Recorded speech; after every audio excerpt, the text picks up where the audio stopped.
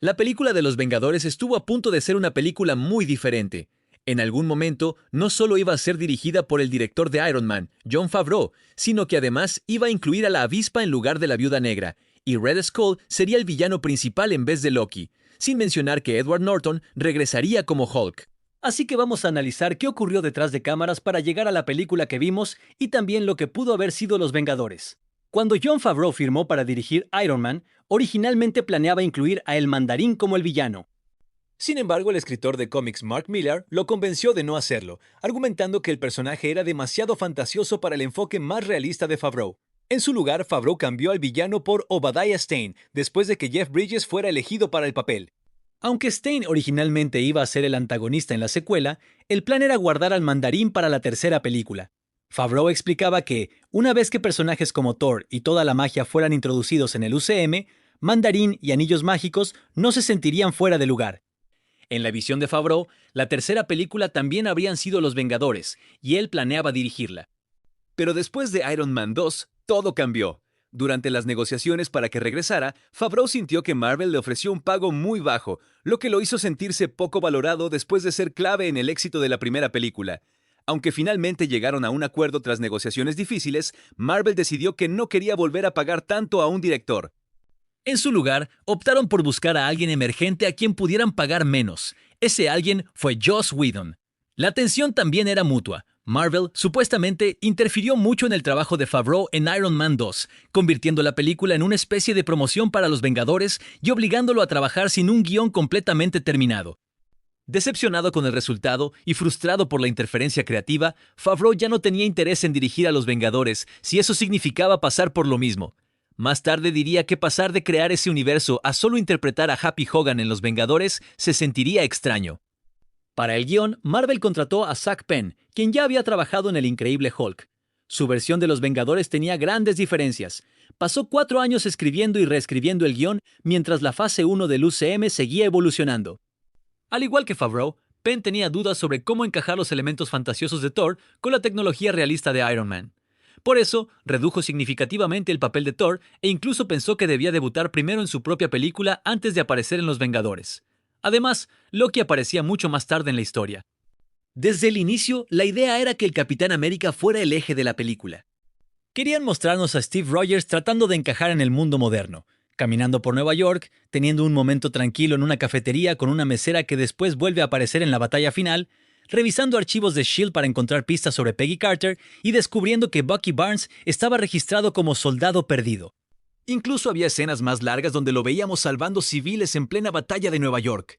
También se exploraron varios trajes para él, uno más oscuro y táctico, con un estilo militar, y otro más fiel a los cómics, con las clásicas alas en el casco. Pero al final, muchas de estas ideas se recortaron para no hacer la película demasiado pesada. Aún así, todo ese tema de la adaptación de Steve no se perdió, porque más adelante lo retomaron en Capitán América The Winter Soldier, y ya con el cap bien planteado, era hora de juntar al resto del equipo. Por otro lado, Iron Man ya era el rostro más conocido del universo en ese punto, con varias apariciones encima. Para su llegada a los Vengadores, se pensó en darle un traje más clásico, con brazos amarillos y un estilo muy parecido al de los cómics. Pero siendo una batalla enorme en Nueva York, necesitaban algo más práctico, así que optaron por una armadura más resistente, rápida de usar y que funcionara mejor en medio de todo el caos. De ahí salió la Mark VII, con un diseño más imponente y pensado para lucirse en pantalla grande. Fue la que vimos en la batalla final y para muchos una de las mejores armaduras. Y con Thor pasó algo similar. Al principio iba a mantener ese look de príncipe asgardiano, con armadura pesada y una capa enorme como en su primera película. Pero ese estilo no era tan cómodo para pelear en equipo, y podía hacerlo ver un poco rígido. Por eso decidieron hacer algunos ajustes. Aligeraron el traje, cambiaron materiales y lo hicieron más práctico. El resultado fue un Thor que seguía viéndose poderoso, pero mucho más ágil y listo para entrarle a la acción junto a los demás. En cuanto a Hulk, Penn no solo quería que Edward Norton regresara, ya que sentía que era perfecto como Banner, sino que también asumía que lo haría.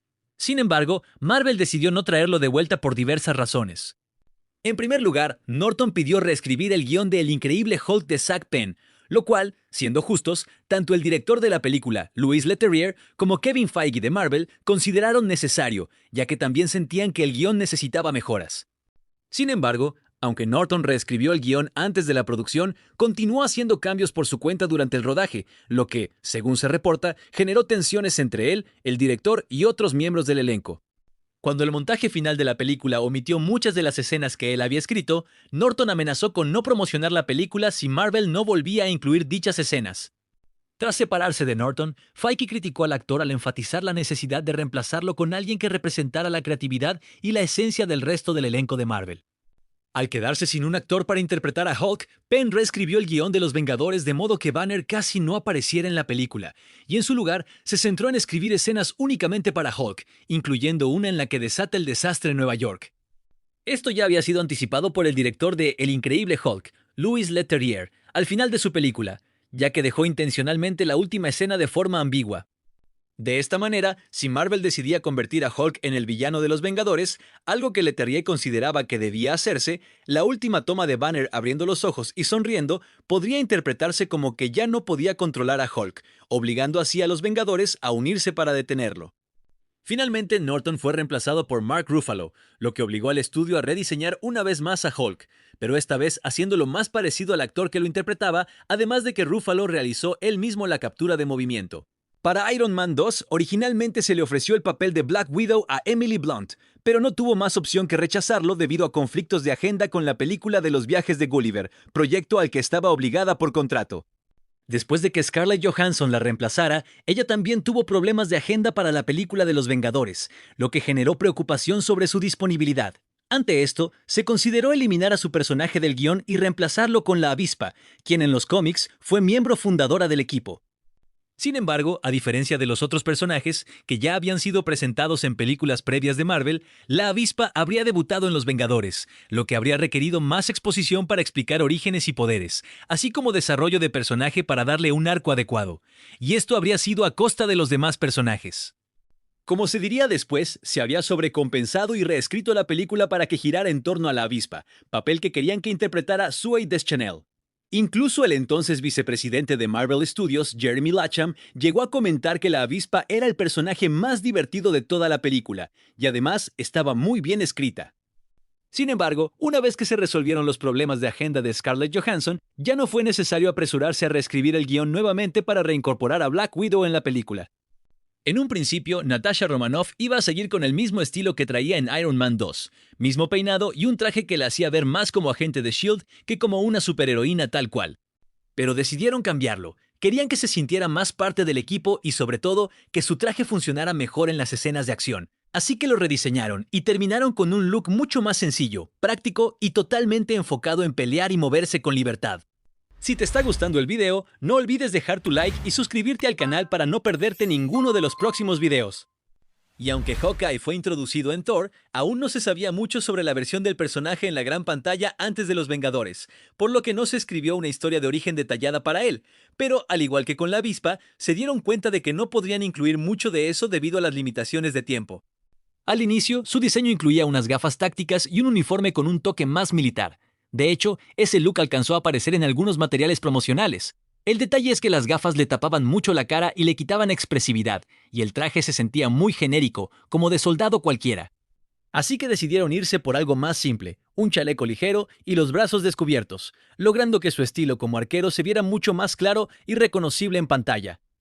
Y así, con todo listo, el mundo estaba a punto de ver por primera vez a los Vengadores reunidos. Pero no iban a entrarle a la batalla solos, porque detrás de todo estaba el hombre que armó el equipo, Nick Fury, el director de S.H.I.E.L.D.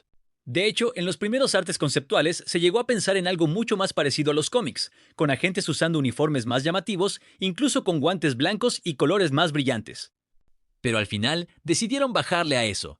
Marvel quería que todo se sintiera más realista, así que optaron por trajes tácticos, más modernos y discretos, que encajaran mejor tanto en la ciudad como dentro del Helicarrier. Ya con todo listo, tocaba enfrentarse a Loki, y curiosamente, a diferencia de otras veces, aquí su diseño no cambió tanto, más bien fueron ajustes pequeños. Reforzaron los tonos verdes y dorados de su traje para que se viera todavía más imponente, más como un verdadero príncipe o incluso rey de Asgard. Eso sí, hubo un cambio importante. Esta vez no iba a llevar cualquier bastón, sino un báculo mucho más poderoso. Hablando de los Skrulls, originalmente se consideró incluirlos como parte del ejército enemigo. Sin embargo, la idea fue descartada por varias razones. Por un lado, su capacidad de cambiar de forma los convertía en personajes demasiado complejos de adaptar en ese momento. Y por otro, Marvel ni siquiera tenía claro si contaba con los derechos para utilizarlos, ya que los Skrulls habían debutado en los cómics de los Cuatro Fantásticos, cuyos derechos pertenecían a Fox. Dato curioso, un juego de mesa basado en la película mostraba a los Skrulls como los principales villanos a derrotar. ¿Esto salió de algún borrador temprano del guión? Puede ser, pero ¿tú qué opinas? Te leo en los comentarios. En su lugar, necesitaban un ejército reconocible, masivo y sin un trasfondo complicado. Así nacieron los Chitauri, una raza que, curiosamente, en el universo Ultimate comparte similitudes con los Skrulls, pero que aquí fue simplificada, más torpes, con mente colmena y una naturaleza destructiva. ILM los desarrolló mediante CGI como híbridos orgánico-tecnológicos, con armaduras, arsenal y gigantes leviatanes. Y luego está alguien con un nombre que ya impone por sí solo, Thanos. Desde muy temprano, Marvel ya estaba probando ideas y diseños para este villano. Incluso por un momento se planteó que él fuera el enemigo principal de la siguiente película. Pero como todavía no tenían bien definido hacia dónde iba todo el universo, lo que después serían las fases 2 y 3, prefirieron no apresurarse y guardarlo para más adelante. De hecho, su aparición aquí fue casi improvisada, pero funcionó tan bien que terminó marcando el inicio de algo mucho más grande, abriendo el camino para el que se convertiría en el villano más importante del UCM. Incluso se consideró usar a Red Skull como el villano principal, lo cual explica por qué no es derrotado definitivamente en Capitán América, sino que es transportado por el Tesseracto, dejando abierta su posible regreso.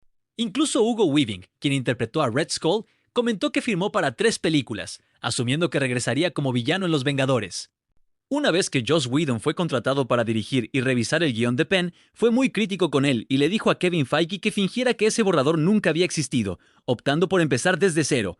Feige estuvo de acuerdo, con la única condición de que la película mantuviera la misma estructura e incluyera a Loki como el villano principal. Esto le daría a Zack Penn el crédito por la historia original, algo que Kevin Feige intentó evitar, y aunque Penn esperaba colaborar en la reescritura, Whedon no tenía interés en hacerlo, ya que tenía una opinión poco favorable del trabajo de Penn. Cabe destacar que Marvel comenzó a desarrollar a los Vengadores antes de que se estrenaran Thor y Capitán América. Y aunque Iron Man fue un gran éxito, el increíble Hulk de Edward Norton no fue precisamente un fenómeno mundial, razón por la cual Robert Downey Jr. inicialmente impulsó a Whedon a hacer de Tony Stark el personaje principal en Los Vengadores, diciéndole al cineasta que Stark debía aparecer en la secuencia inicial y llevar el peso de toda la película. Para su crédito, Whedon intentó hacerlo, ya que la película originalmente comenzaba con Iron Man en medio de una batalla contra un villano. Sin embargo, con el tiempo, Joss Whedon sintió que no funcionaba y argumentó que la película debía centrarse en un grupo de héroes, donde cada uno cumpliera una función importante dentro del equipo. También le preocupaba que Loki no fuera una amenaza lo suficientemente grande para enfrentarse a los héroes más poderosos de la Tierra. Esto llevó a Whedon a escribir una versión de la película que incluía a Ezekiel, el hijo de Obadiah Stane, como un villano adicional, quien habría ayudado a Loki a abrir el portal como venganza por la caída de su padre. Sin embargo, después de leerlo, Feige simplemente dijo no. Y justo cuando todo parecía estar definido, surgió otra idea que pudo cambiarlo todo. Cuando el equipo de efectos visuales estaba a punto de terminar la recreación de Nueva York, dentro de las oficinas de Marvel Studios se llevaba a cabo una conversación bastante interesante. Representantes de una empresa muy particular, Sony. Sony se acercó a Marvel con la intención de llegar a un acuerdo para incluir la Torre Oscorp durante la batalla de Nueva York, haciendo un guiño directo a Spider-Man, quien estaba a punto de estrenarse en The Amazing Spider-Man. La idea era clara, empezar a conectar ambos universos desde mucho antes e introducir a Spider-Man dentro del universo cinematográfico de Marvel. Sin embargo, el acuerdo no prosperó. El modelo digital de Nueva York ya estaba prácticamente terminado y con la fecha de estreno tan cerca, no estaban dispuestos a retrasar la película, así que al final, esta ambiciosa negociación no llegó a nada. Pero ahora te toca a ti. ¿Te hubiera gustado ver a Spider-Man en la batalla de Nueva York? ¿O hay alguna de estas ideas que te hubiera encantado ver en la versión final? Te leo en los comentarios. Y hasta aquí el video de hoy, amigos. Si les gustó, no olviden dejar su like y suscribirse al canal. Eso me ayuda muchísimo a seguir creciendo y a traerles más contenido. Yo soy Desde la Tierra 616 y nos vemos en el próximo video.